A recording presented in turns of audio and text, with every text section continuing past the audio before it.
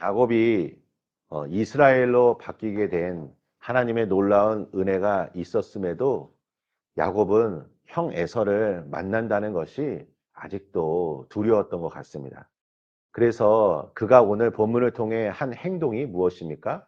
에서가 400명의 장정을 데리고 자기에게 오는 것을 알고 있었기 때문에 가족들을 세 그룹으로 나눕니다. 첫 번째 그룹은 여종과 자식들, 그리고 두 번째 그룹은 레아와 그녀의 자녀들, 그리고 세 번째 그룹은 자기가 사랑하는 아내 라헬과 요셉을 가장 뒤로 세웁니다.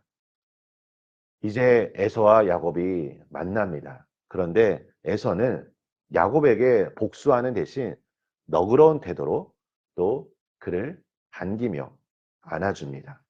야곱이 에서를 향해 엎드려 절하자 에서는 야곱에게 입을 맞추며 그를 끌어 안습니다. 놀라운 상황이 벌어진 것입니다. 이제 야곱은 형에게 자신의 가족들을 소개합니다. 야곱의 염려는 한순간에 날아가 버린 것입니다.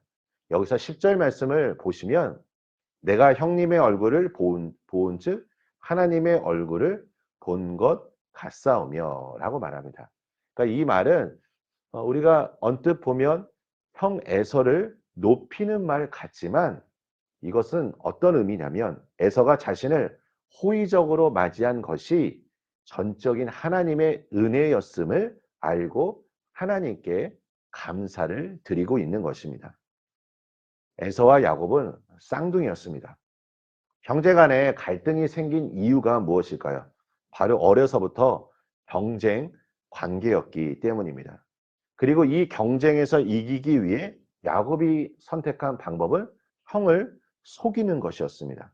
하지만 오늘 에서를 만난 야곱의 행동은 어떻습니까? 야곱은 형에게 7번이나 땅에 엎드려 절합니다. 즉, 이 말은 이제 형 에서를 경쟁 관계로 바라보는 것이 아닙니다. 자기보다 높은 자로 여긴 것입니다. 야곱이 이와 같이 형 에서를 높인 이유는 하나님이 그를 찾아오셨고 하나님의 은혜를 경험하였기 때문입니다. 여러분, 우리가 하나님께서 교만한 자를 매우 싫어하신다는 것을 잘 알고 있습니다. 그래서 우리에게 필요한 것이 있다면 겸손입니다. 근데 이 겸손을 우리가 언제 가질 수 있을까요? 저도 지나온 신앙의 여정을 뒤돌아보면 하나님의 은혜가 임하면 우리가 겸손해질 수밖에 없습니다. 겸손의 모습으로 나보다 남을 낮게 여기는 마음으로 그들을 마음에 품고 섬기는 모습을 보이게 될 것입니다. 제가 이번 교육자 수련회 때 어떤 목사님과 이야기를 나누면서 참 그 말씀이 마음에 와닿았던 것이 무엇이냐면 은혜가 영원하다라는 것입니다. 고통과 고난의 순간은 생각해 보면 아주 잠깐일 뿐입니다. 하지만 하나님의 은혜는 영원하기에 우리는 그 은혜를 붙잡고 살아갈 수 있는 것입니다. 지나온 시절 야곱은 자신의 결핍을 해결하기 위해 남의 것을 빼앗았습니다. 그런데 지금 그가 하나님을 만나자 자신의 결핍을 채워주시는 하나님을 알게 된 것입니다. 저도 오늘 이 본문 말씀을 통해 참 이 깨달음을 다시 한번 생각하고 하나님의 은혜를 구해야겠다라고 생각을 했습니다. 내 결핍을 내가 이 세상 속에서 찾으려 한다면 우리는 사람들을 만날 때 어떻게 하면 야곱처럼 그 사람이 가지고 있는 것을 내 것으로 만들 수 있을까라는 생각을 하게 될 것입니다. 하지만 위로부터 부어주시는 하나님의 채워주심, 하나님이 내 삶 속에 부족함을 채워줄 것이라는 믿음과 확신이 있는 사람은 내가 만나는 사람들을 경쟁 관계로 바라보는 것이 아니라 내가 섬기는 사람, 또 내가 받은 그 채워짐을 그들에게 도와주는, 섬기는 그러한 존재로 인식하게 될 것입니다. 사랑하는 성도 여러분, 은혜를 구하시길 바랍니다. 오늘 기도하실 때 하나님 앞에 구해야 할 것이 무엇입니까? 하나님, 저에게 그 영원한 은혜로 함께하여 주시옵소서. 은혜를 아는 자로 살아가게 하여 주시옵소서. 빌립보서 2장 3절과 4절입니다.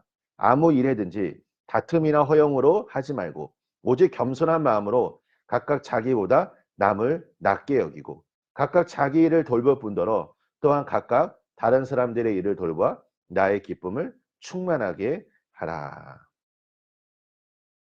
우리 성도님들도 이렇게 관계를 하다 보면 누군가가 자기가 잘난 체를 하거나 자기 자신이 잘하는 것들을 막 이야기하면 뭐 때로는 긍정적으로 받을 때도 있지만 어떤 때는 그것이 참 못마땅하게 느껴질 때도 있을 것입니다.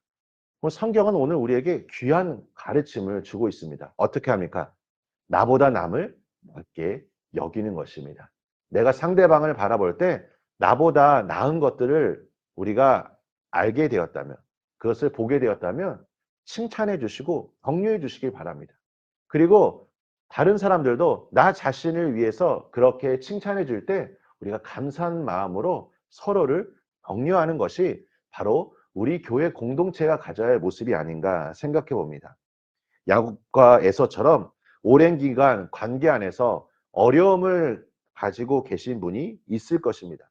물론 누군가로부터 받은 상처와 아픔이 잊어진다는 것은 결코 쉬운 일은 아닐 것입니다. 하지만 누군가를 용서한다는 것은 결국 나 자신을 위한 것입니다. 아마 우리 성도님들 많이 경험하셨을 거라 생각합니다. 기도가 막히는 경우가 있습니다. 여러 이유 중에 하나가 있습니다. 그것이 바로 내가 누군가를 원망하고 미워하는 마음이 생길 때 기도할 때 기도가 되지 않습니다. 그러면 오히려 내가 영적으로 침체하고 하나님의 그 은혜를 온전히 누리지 못할 때가 많이 있다는 것입니다. 그래서 용서한다는 것은 어찌 보면 나 자신을 향한 믿음의 선포와도 같습니다. 사랑하는 성도 여러분, 오늘 하나님께서 나에게 넉넉한 은혜를 허락하여 주셔서 내 안에 용서를 선포하고 내가 만나는 사람들을 경쟁 관계가 아닌 하나님이 나에게 주신 동역자임을 그리고 가족임을 인식하고 우리가 나보다 남을 낮게 여기는 마음으로 항상 섬기고 헌신하며 또 우리 성도님들이 머무는 자마다 예수 그리스도의 빛과 소금의 역할이 온전히 임하여 주시기를 간절히 축원합니다. 우리 함께 기도하도록 하겠습니다. 하나님 아버지 감사합니다. 하나님 오늘 이 시간 주님 앞에 나아갑니다. 아버지 하나님, 주님 하늘로부터 임하는 그 놀라운 공급하심, 그 채워주심으로 인해 하나님 오늘 우리 삶을 만족하게 하시는 이는 오직 하나님 한 분뿐임을 다시 한번 고백하길 원합니다.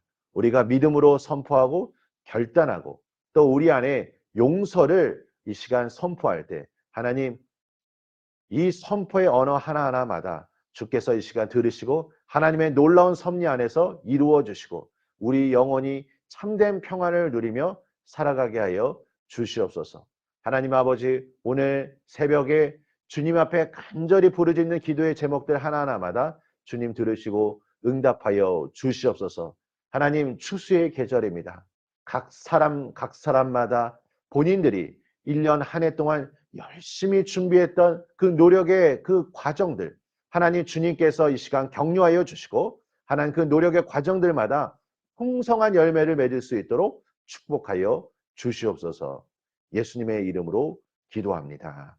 아멘.